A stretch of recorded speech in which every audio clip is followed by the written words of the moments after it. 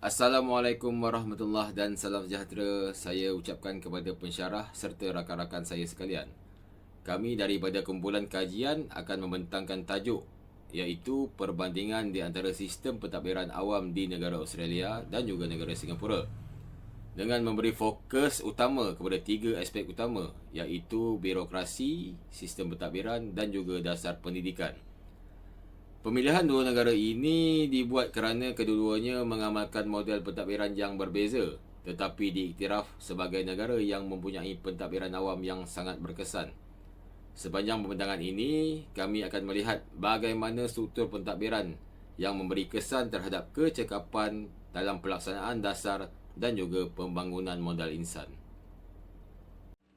Di dalam rangka kerja kajian ini bermula daripada kepentingan pentadbiran awam sebagai tulang belakang kepada pelaksanaan dasar kerajaan.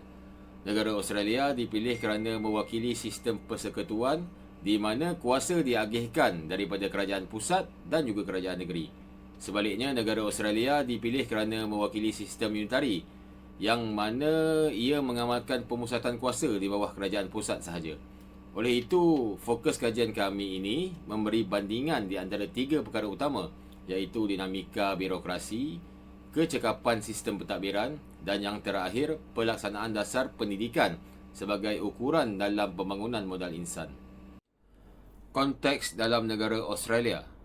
Australia merupakan sebuah negara persekutuan yang mengamalkan sistem demokrasi berparlimen berasaskan model Westminster. Negara ini mempunyai 6 negeri dan 2 wilayah utama yang menikmati tahap autonomi yang sangat tinggi. Kerajaan persekutuan menetapkan dasar nasional, manakala kerajaan negeri bertanggungjawab melaksanakan banyak perkhidmatan awam seperti pendidikan dan juga kesihatan. Keadaan geografi negara Australia yang sangat luas dan besar menyebabkan pembahagian kuasa menjadi keperluan bagi memastikan pentadbiran lebih berkesan di setiap wilayah. Seterusnya, saya akan serahkan pembentangan kepada saudara Umair untuk menerangkan tentang sistem yang berlaku di negara Singapura. Terima kasih saudara Syaiful Izan. Berbeza dengan Australia, Singapura merupakan sebuah negara kota yang mengamalkan sistem unitari. Semua kementerian dan agensi berada di bawah penyelarasan kerajaan pusat.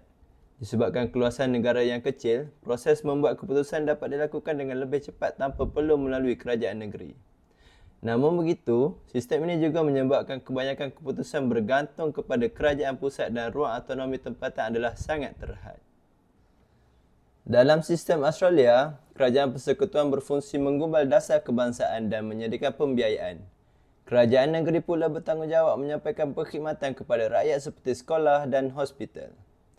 Kelebihan sistem ini ialah setiap negeri boleh menjadi makmal dasar dengan mencuba pendekatan baharu sebelum diperluaskan ke seluruh negara. Namun begitu, cabarannya ialah proses penyelarasan antara kerajaan pusat dan negeri memerlukan masa yang lebih panjang dan kos pentadbiran yang lebih tinggi. Singapura pula menggunakan pendekatan yang lebih berpusat. Pertama ialah konsep meritokrasi, iaitu individu terbaik dipilih untuk menerajui sektor awam. Kedua ialah pelaksanaan dasar secara bersepadu antara kementerian tanpa banyak halangan birokrasi. Yang ketiga ialah perancangan jangka panjang yang sentiasa diselaraskan dengan perkembangan ekonomi global. Walaupun sistem ini sangat cekap, cabarannya ialah tekanan akademik dan sosial yang tinggi serta keperluan menyesuaikan tenaga kerja dengan perubahan teknologi yang pantas. Seterusnya, saya menjemput saudara Azhari meneruskan pembentangan. Terima kasih saudara Umay. Seterusnya saya akan menyampaikan tentang dasar pendidikan di antara dua negara ini. Dalam aspek pendidikan, Australia memberikan penekanan kepada keseimbangan antara keperluan industri dan keadilan sosial. Antara inisiatif utama ialah Job Ready Graduates yang menggalakkan bidang STEM melalui penstrukturan semula subsidi pendidikan. Australia juga memperkukuhkan laluan pendidikan vocational atau VET supaya graduan lebih bersedia memasuki pasaran kerja. Walau bagaimanapun, dasar ini menerima kritikan kerana meningkatkan kos pengajian bagi beberapa bidang seperti seni liberal serta menimbulkan isu equity. Sebaliknya, Singapura pula memberikan tumpuan kepada pembangunan modal insan secara menyeluruh. Antara reformasi penting ialah penghapusan sistem streaming melalui full subject based banding. Selain itu, program Skill Future menggalakkan pembelajaran sepanjang hayat dan latihan semula tenaga kerja. Kementerian Pendidikan Singapura juga mula memberi perhatian kepada kesihatan mental dan pembangunan kemahiran insaniah. Namun begitu, tekanan akademik dan penggantungan kepada tuition swasta masih menjadi cabaran utama. Jika dibandingkan secara keseluruhan, Australia dan Singapura mempunyai pendekatan yang berbeza. Australia lebih menumpukan kepada kebolehpasaran graduan, keadilan wilayah dan fleksibiliti pelaksanaan. Manakala Singapura lebih menekankan keseragaman dasar, kecemerlangan pendidikan dan keupayaan menyesuaikan diri dengan perubahan ekonomi. Ini menunjukkan bahawa matlamat kedua-dua negara hampir sama, tetapi pendekatan pelaksanaannya sangat berbeza. Jika kita lihat daripada sudut birokrasi pula, Australia mempunyai struktur yang lebih kompleks kerana melibatkan banyak lapisan kerajaan. Keputusan biasanya mengambil masa lebih lama tetapi mempunyai semak dan imbang yang kukuh. Sebaliknya, Singapura mempunyai birokrasi yang lebih ringkas, berpusat dan pantas.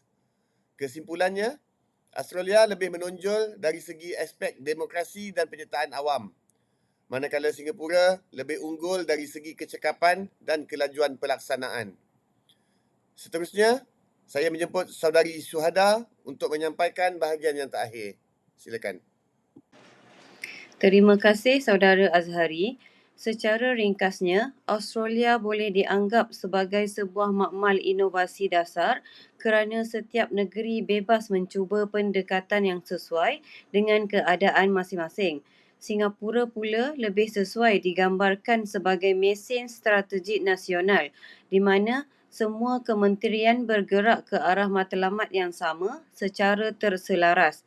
Perbezaan ini menunjukkan bahawa reka bentuk pentadbiran sesebuah negara sangat dipengaruhi oleh saiz negara, struktur politik dan keperluan masyarakatnya. Berdasarkan analisis kami, Australia boleh diperbaiki dasar pendidikannya dengan meningkatkan sokongan kepada pelajar berpendapatan rendah, memperkukuhkan pendidikan vokasional dan mengimbangi pembiayaan antara bidang STEM serta kemanusiaan. Bagi Singapura pula, fokus penambahbaikan ialah memperkukuhkan sokongan kesihatan mental, memberi lebih autonomi kepada sekolah untuk berinovasi serta mengurangkan kebergantungan kepada peperiksaan dan budaya tuition. Cadangan ini bertujuan meningkatkan keberkesanan sistem tanpa mengubah kekuatan utama setiap negara. Sebagai kesimpulan, tiada satu sistem pentadbiran yang boleh dianggap sempurna untuk semua negara. Australia menunjukkan kekuatan dari segi federalisme, autonomi negeri dan semak imbang. Singapura pula cemerlang dari aspek meritokrasi, kecekapan birokrasi dan pelaksanaan dasar yang pantas. Oleh itu, negara lain boleh mempelajari kekuatan kedua-dua model ini mengikut konteks dan keperluan masing-masing, bukannya meniru secara keseluruhan. Sekian sahaja pembentangan daripada kumpulan kami. Terima kasih atas perhatian yang diberikan. Kami bersedia menerima sebarang soalan, pandangan ataupun cadangan daripada pensyarah dan rakan-rakan. Terima kasih.